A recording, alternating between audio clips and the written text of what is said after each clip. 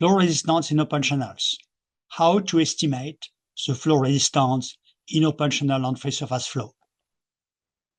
The fundamental principle is that the law of flow resistance are essentially the same in open channels and in closed pipes.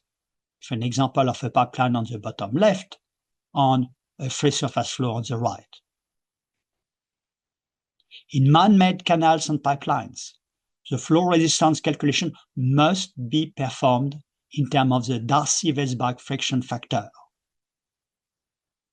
That is, the boundary shear stress along the weighted perimeter is equal to F over 8 rho V square, where rho is the density of the fluid, V is the velocity of the fluid, and F is the Darcy-Weisbach friction factor.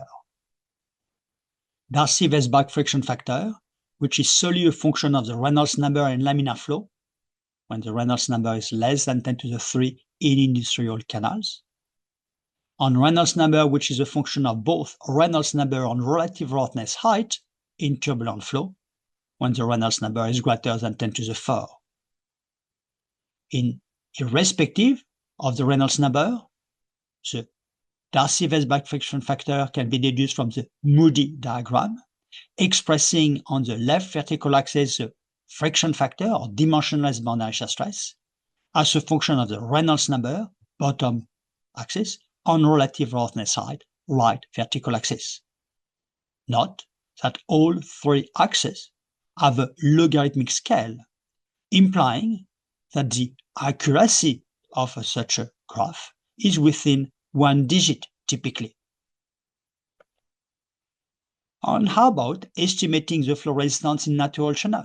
For example, is one such meandering channel. Or in a situation where we have a floodplain within the foreground, a submerged township, where the submerged building will add to the flow resistance. Here, we have a braided channel with very different flow resistance between low flow, medium flow, and large flow. During large flood, we may have some submerged infrastructure, like a submerged bridge somewhere in this photograph, so with partially submerged trees. When a township is inundated, we have additional flow resistance because of the signpost, the pylon, the fences. Here, a flood flow through a sports center on the campus, with additional flow resistance from all the tennis courts fence and pylons. In very rough natural channel, we need to do a guess estimate. It is empirical, but it needs also to be educated.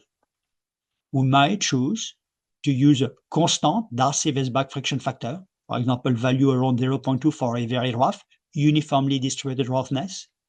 We might choose to use a Chazy coefficient with value around 30 SI units for small rough channel, a Gauclair-Manning coefficient, value 0.15 SI unit for floodplain with trees, or we may choose a relative roughness height or an equivalent sand roughness height as a function of the sediment granulometry when we have a sediment bed. In all cases, our guess estimate must be validated against relevant field data. This has been emphasized by numerous leading scholars, including Professor Jim Liggett, a former editor-in-chief of the ASCE Journal of Hydraulic Engineering. In the end, it is necessary to calibrate any mathematical model against field data before confidence can be placed in the computations. In summary, for man-made channels, flow resistance in canals must be performed in terms of the Darcy-Weisbach friction factor. In natural channel, the estimation of the flow resistance is an art, and any estimate must be validated against appropriate field data. Relevant references on some YouTube video movies. Thank you very much.